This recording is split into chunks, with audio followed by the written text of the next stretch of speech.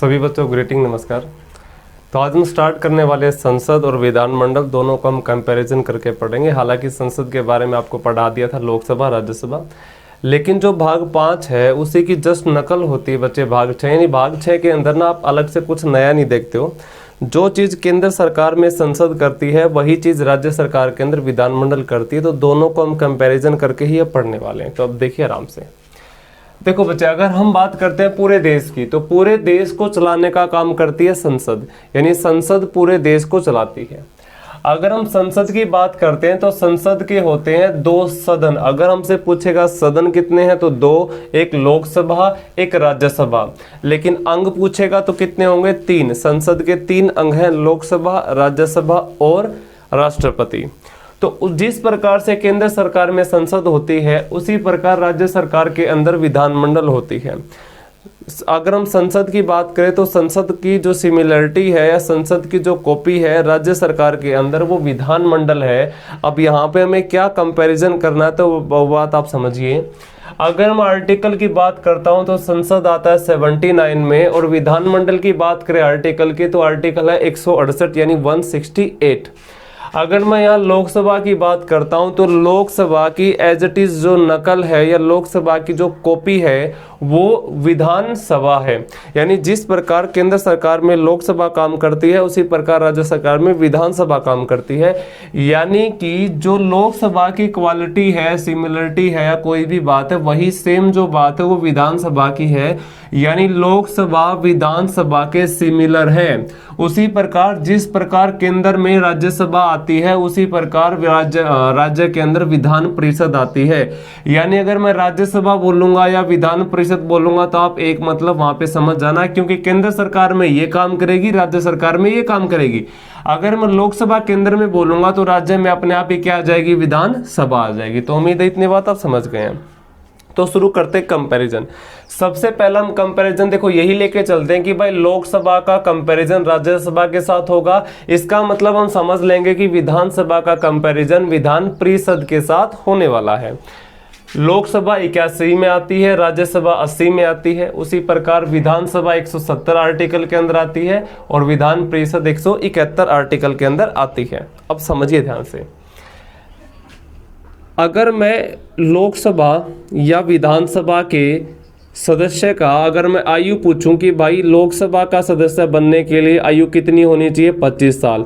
देखो बच्चे, अगर मैं लोकसभा नहीं बोलूंगा क्योंकि आपको पढ़ा दिया, अब मैं जो केवल बोलने वाला हूं विधानसभा, ठीक है, विधानसभा विधान परिषद ये आज हम पढ़ेंगे क्योंकि हम पढ़ चुके हैं संसद के बारे में।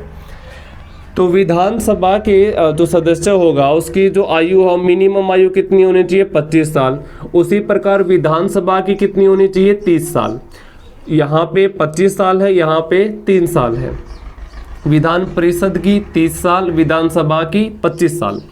अगर मैं विधानसभा की कार्यकाल की बात करता हूँ तो वो 5 साल होता है। मतलब एक बार में ही 5 साल के लिए सरकार चुन ली जाती है, तो हो गया 5 साल। लेकिन विधान परिषद का कितना होता है? 6 साल। और प्रत्येक 2 साल में 1/3 सदस्यों का निर्वाचन होता है। तो सबको पता है, जिस प्रकार राज्यसभा में होता है उसी प्रकार विधान परिषद में होता है। अगर मैं इसकी बात करता हूँ विधान परिषद की तो ये अस्थायी है, यानी टेम्पोररी है। इसको भंग किया जा सकता है, कभी भी इसको भंग किया जा सकता है। लेकिन अगर मैं विधान परिषद की बात करता हूं तो ये स्थायी है। इसमें थोड़ी सी ये बात है, मैं यहाँ पे सृजन या समाप्ति मैं आपको बता दूंगा अलग से जो बात बतानी है, ठीक है। अब उसके बाद हम देखेंगे तो ये निम्न सदन होता है, यानी जो विधानसभा होता है ये एक निम्न सदन है, यानी लोअर हाउस है। लेकिन अगर विधान परिषद की बात करेंगे तो ये बच्चे कैसा हाउस होगा? ये उच्च सदन है, यानी हाई जो अपर हाउस इसे आप कह सकते हैं। ये निम्न है ये वाला, और ये वाला कैसा है? अपर है। अगर मैं इसकी बात करता हूँ विधानसभा की तो विधानसभा प्रथम हाउस या फर्स्ट हाउस इसको कहते हैं। क्यों कहते हैं? देखो, क्योंकि जो भी शासन होना है, जिसको भी शासन करना है वो कहाँ आएगा? तो वो विधानसभा में ही आएगा।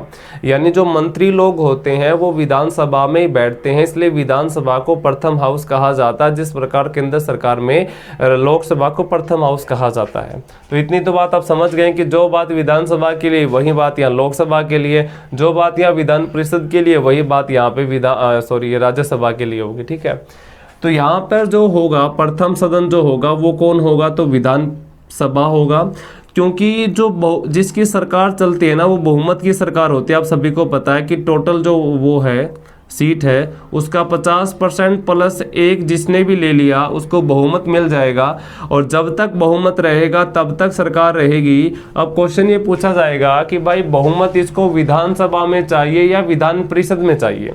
मतलब किसी भी सरकार को बनने के लिए जो बहुमत की आवश्यकता होती है वो बहुमत विधानसभा में चाहिए होगा या विधान परिषद में चाहिए होगा। तो आप आराम से समझ लेंगे कि भाई विधान परिषद की कोई ज़रूरत नहीं है। विधानसभा में अगर आपका बहुमत है तो आपकी सरकार है, अगर विधान परिषद में बहुमत रहे या ना रहे कोई फर्क नहीं पड़ता है।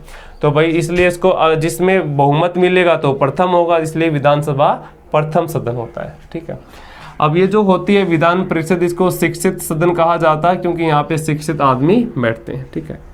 अब हम चुनाव की बच्चे बात कर लेते हैं। अगर मैं चुनाव की बात करता हूँ इसकी लोकसभा की या विधानसभा की, तो ये प्रत्यक्ष चुनाव होता है, यानी कि लोग इसमें खुद जाके वोट डालते हैं, उसको प्रत्यक्ष चुनाव कहा जाता है, जिसमें आम नागरिक जाके वोट डाल देता है। लेकिन अगर मैं विधान परिषद की या राज्यसभा की बात करता हूं तो इसमें जो चुनाव होता है बच्चे वो अप्रत्यक्ष यानी इनडायरेक्ट चुनाव होता है। ये तो मैंने आपको बता दिया था राज्यसभा का कैसे होता है। अब हम सीख लेते हैं कि ये जो विधान परिषद होती है इसके सदस्यों का जो चुनाव होता है वो कैसे होता है, तो समझिए ध्यान से। ये टोटल वो तरीका है जिस तरीके से विधान परिषद के सदस्यों का चुनाव होना, ये टोटल वो तरीका है। ठीक है।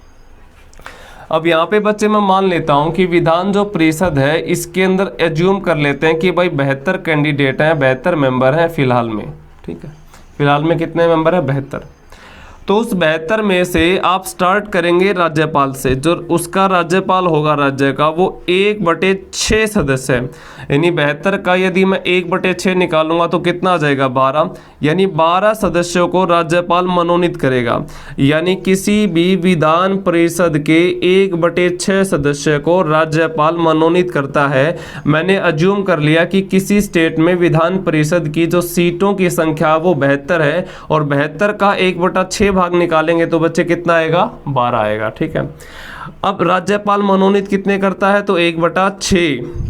अब मैं बात करता हूं जो पंचायत होते हैं या जो मेयर होते हैं, ये अलग से टॉपिक है बच्चे, अलग से जानेंगे। जो पंचायत मुखिया वगैरह होते हैं या मेयर होते हैं वो 1/3 सदस्यों को चुन लेते हैं। तो 1/3 सदस्य निकालेंगे 72 का तो कितना आ जाएगा? 24।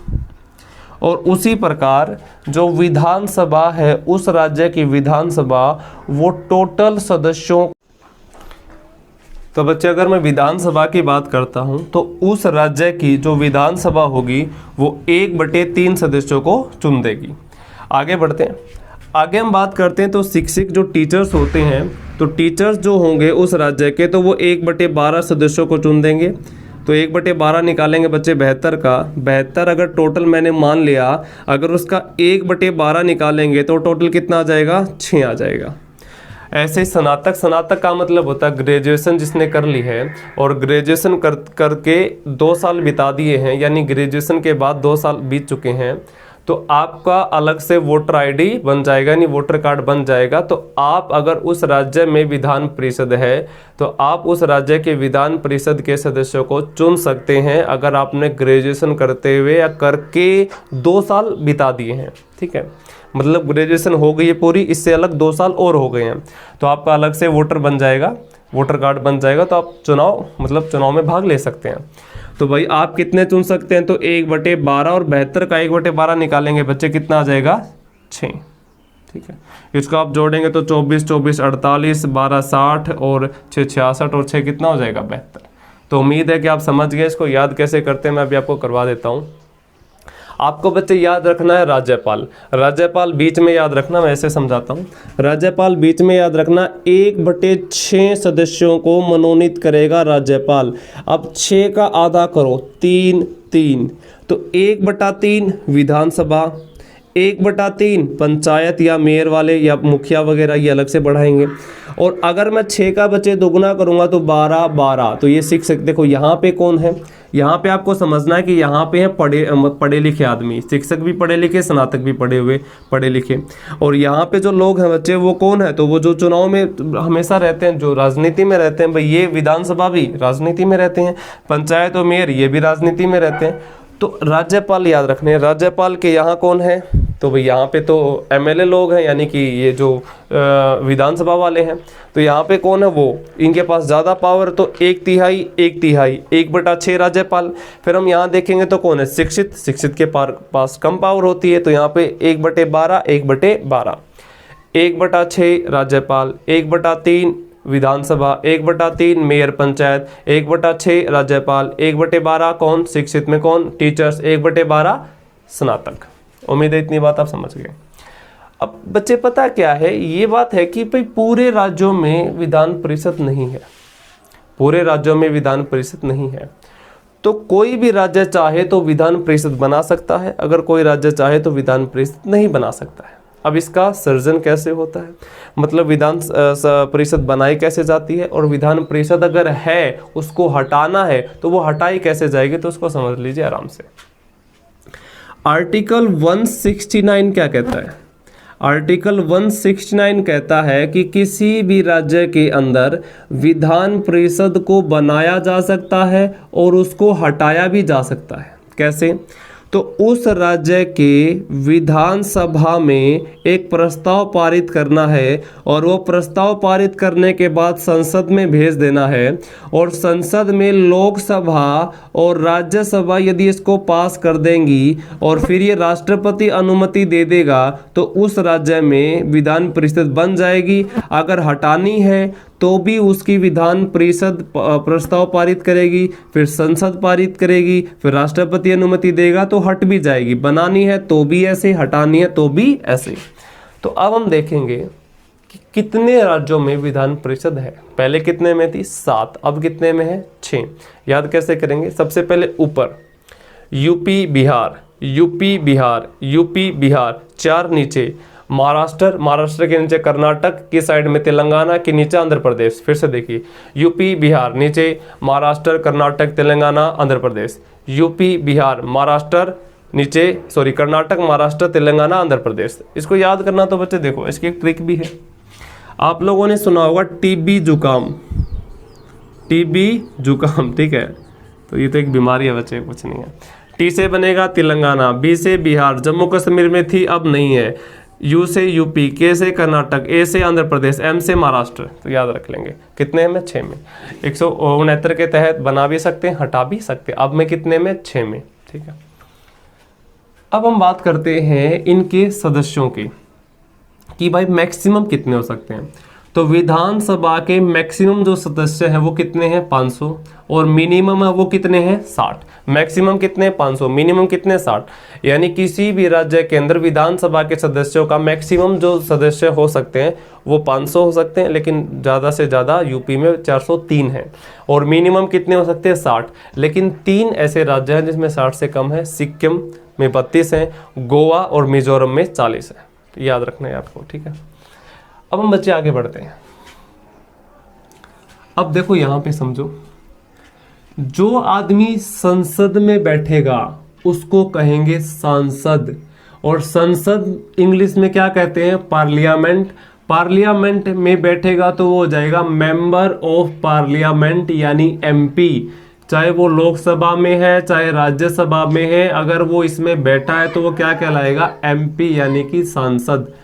बच्चे यहाँ पे विधानमंडल में जो बैठा होगा उसको कहेंगे विधायक, लेकिन विधानसभा को कहते हैं, विधान का मतलब कानून यानी लेजिस्लेटिव, सभा का मतलब असेंबली यानी ALA, लेजिस्लेटिव असेंबली। जो इसका सदस्य होगा वो होगा MLA यानी मेंबर ऑफ लेजिस्लेटिव असेंबली।